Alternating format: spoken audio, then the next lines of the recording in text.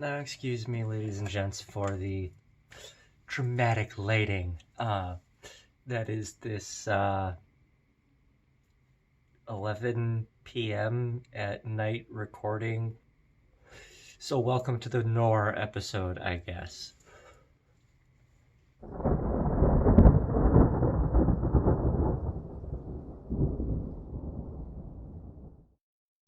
I guess that's fitting because this is kind of talking about the death of a project. It's not really the death of a project, though. I'm still going to finish the Schwinn Suburban. It's just I was doing some research on it, picking apart things with the serial number on it. Apparently it's a 91. I was born in 1991, and the VIN on this Schwinn that I'm sitting next to that I've been working on the past couple of months was actually produced in 1991. So even though it's not a July bike like I am, I was a July baby, I'd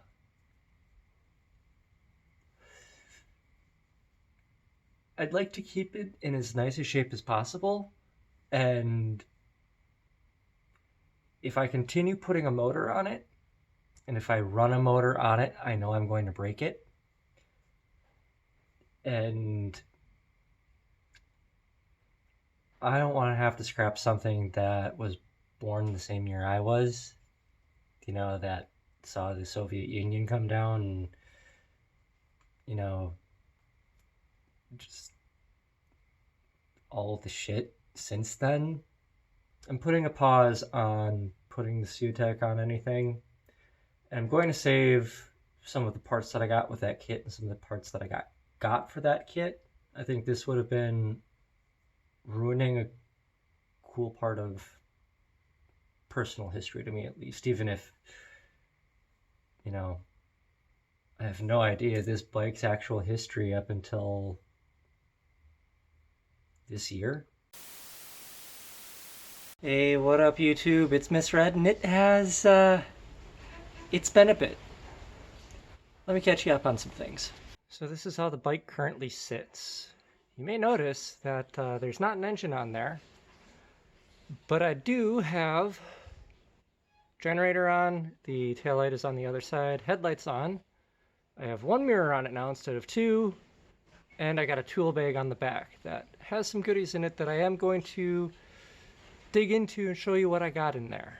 So in that kit, I know it's not the most visible because it's black, but I have a spare inner tube. I've got a patch kit, tire spoons, got a stubby number 2 screwdriver. I've got a 8 and 10 millimeter wrench and a 13 and 15 millimeter wrench. I've got a metric Allen key set, and I got a 6-inch adjustable wrench. It all zips up really easy in this neat little bushwhacker bag. So all told, this kit is maybe $60 in used tools, bag, inner tube, and the cheapest metric hex keys I could see.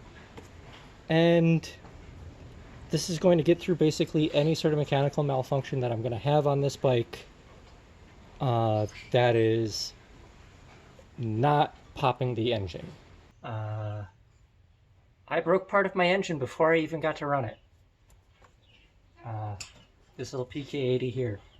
But I broke my engine when I was torquing the head bolts to spec, and I stripped out one of the engine studs. In fact, I stripped out this one right here. There's going to be a little bit of helicoil on the bottom of stripped out Chinesium. So that is not going to be fun. But what that does allow us to do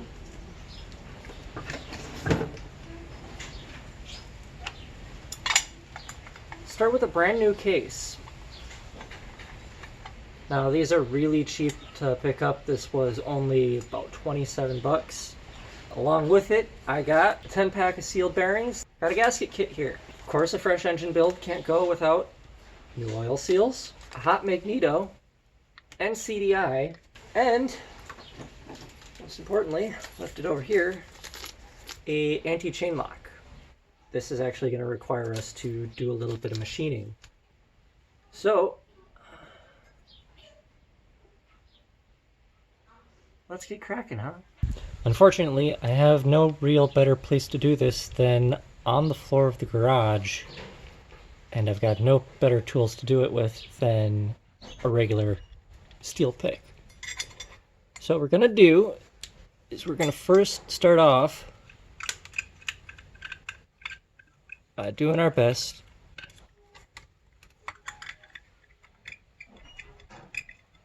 to mark where we're going to be drilling out.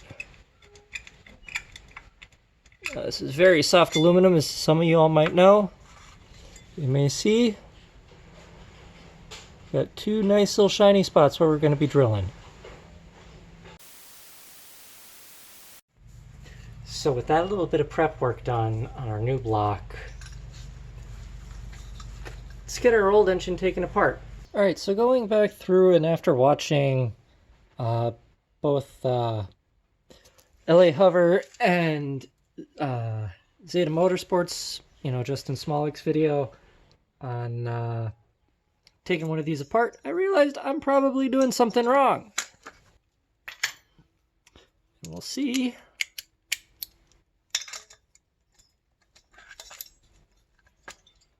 Straight away, see how that one's just spinning? It shouldn't be just spinning.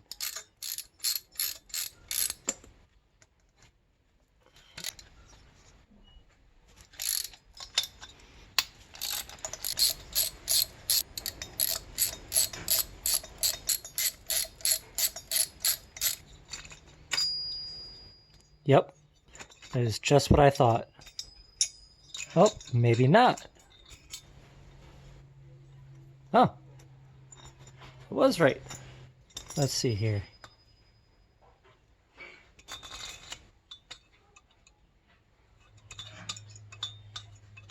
Oh?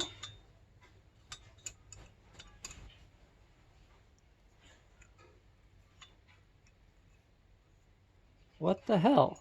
Did I think wrongly in my assumption that I stripped out a stud? It looks like I might have. So the keen-eyed of you will notice that the lights are on, which means it's nighttime. As it turns out, didn't actually need to completely break down the motor. The threads were totally fine. The issue was actually in the studs. They weren't fully cut, and as a result, they were stripping out the nuts.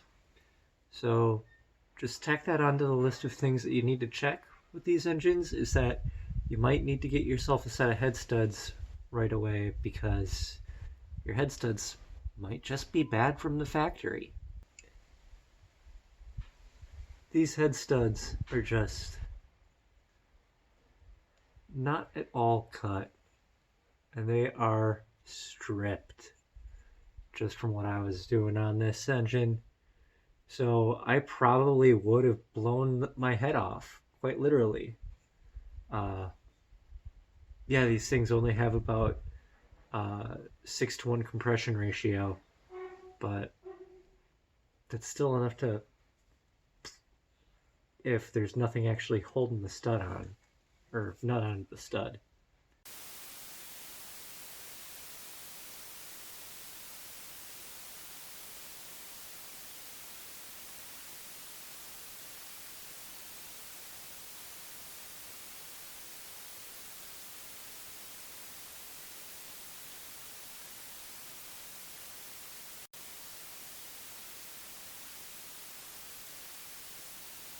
Hey everybody, Wred here, and it's pretty much the end of January? No. Hey everybody, Wred here, and it's pretty much the end of June. I think it's like the 28th or the 29th. I don't know, time is fake. But you may notice that I have the Schwinn outside, and then it's all put together. Today is a very much so a most auspicious day. So let's get to it. Let's get some oil in this pig, fire it up, and take it for a quick spin, just to break it in a little bit. So yeah, you may notice that I don't quite have all of my zip ties trimmed to length yet, but there's a good reason for that. I haven't gotten around to it yet.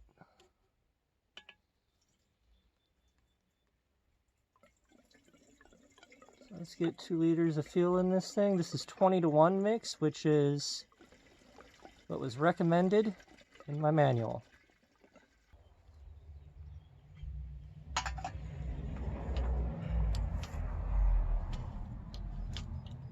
Here we go. Looks like I left the gas on. All right. This is gonna be fun.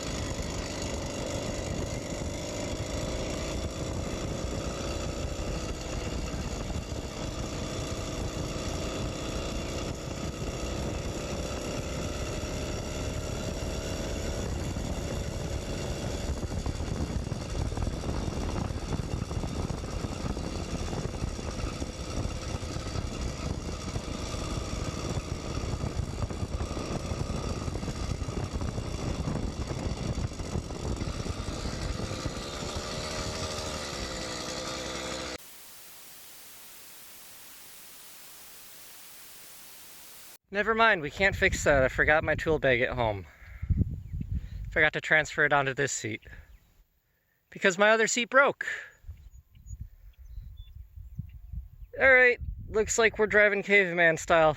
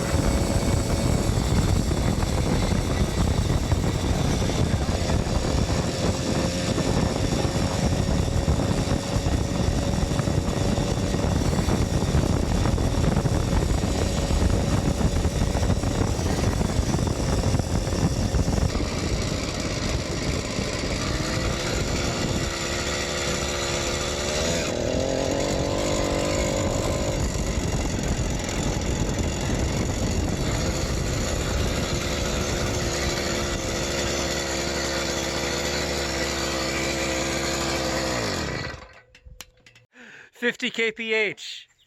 That's what it kept out at. I am happy with that. Especially seeing as this is the third ride out. 50 kph, I'm happy with that. I am very happy with that. Considering that this is a stock kit, I need faster. I definitely need faster. I need a ported cylinder, a windowed piston, and a reed valve. Definitely. And an expansion chamber, like a proper expansion chamber. Hell yeah, this... Hell yeah! Hey folks, Wred from the present day, which is still actually the past here, and just wanted to say I'm sorry for how um, sparse my uploads have been the last 6 months.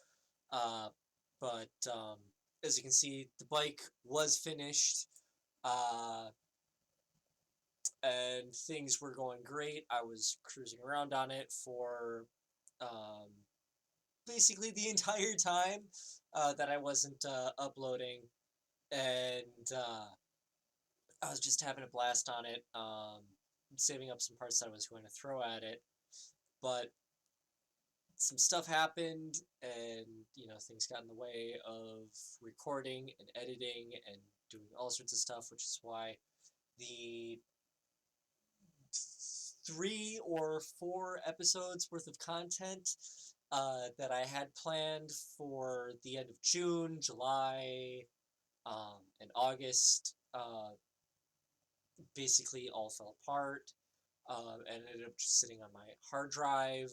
Why I ended up not taking the adventure rides that I was thinking uh, from here out in the farmlands into Ann Arbor, or even trying to push myself and getting a 1 gallon tank and trying to take it all the way into Detroit.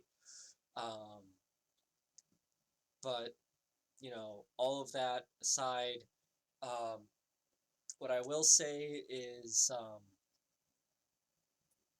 capping off on where I left off, um, I actually do have to fully rebuild my engine now. And I'll go into why in the next upload. Um, when I go into building a performance PK80. So keep an eye out for that. That should be up uh, before Christmas. Uh, and I doubt that the weather is going to hold out for being able to take it out for a test drive once we get it put back together. But um, I will definitely be taking that out in spring when everything clears up. Uh, in the meantime, hopefully, because of how things are changing, um, me and Allie are actually going to be moving from here in the heartland of Michigan to Delaware. So look forward to some beachside cruising videos, probably some urban exploring videos. Not only that, but with not being stuck on horrid satellite internet, possibly some live streams, getting back into the podcast that I used to run, but cleaning it up a little bit, and changing up the host structure. Of course, I'm still going to be on there, but having a different co-host. And if you're in Discord, you might know him. If I'm able to get him, because things are kind of crazy in his life right now, so it might just be me for a little while. So thank you for watching. I guess this season of the Schwinn Suburban PK80 build, and after this upload, I'm going to be uploading a full length, I think, 7 mile run. Um, with that, and that's just a stock build that was filmed, I think, in either July or August. Uh, so I'm probably going to, I'm just going to toss up the entire thing. It's probably going to be boring. I'm going to do my best to clean up the audio, the wind noise on a couple of sections, uh, and I might put some backing music to it, just to try and make it a little bit prettier because all I have is just the chest camera. Uh, because I haven't been able to pick up like a 360 cam or any sort of extra action cams or anything like that to be able to mount anywhere else. And speaking of, we've got links down below in the description for the social media, the Discord, uh, and the PayPal if you want to help support the channel. Uh, a one-time donation helps. It goes towards bike parts for future builds, equipment for the channel so that we get better audio, goes towards the subscription fees for goes to subscription fees for the video editing software and resource packs, all sorts of things. Even though I don't use much of it, I'm still getting back into it and relearning how to use it. I haven't used much of this software in 7 years, so stay tuned. Like, thank you for being on this journey with me, and I I thank you for coming along with me, and I'm sorry that it took 6 months to get this video out, and I hope to not end up being like H-bomb and being 9-10 months between uploads. So please, y'all, stay safe, uh, stay healthy, put a loud pipe on your bike, and wear a freaking helmet. Wear a helmet, please. Just if you don't do anything, wear a helmet. You keep your brains inside your head.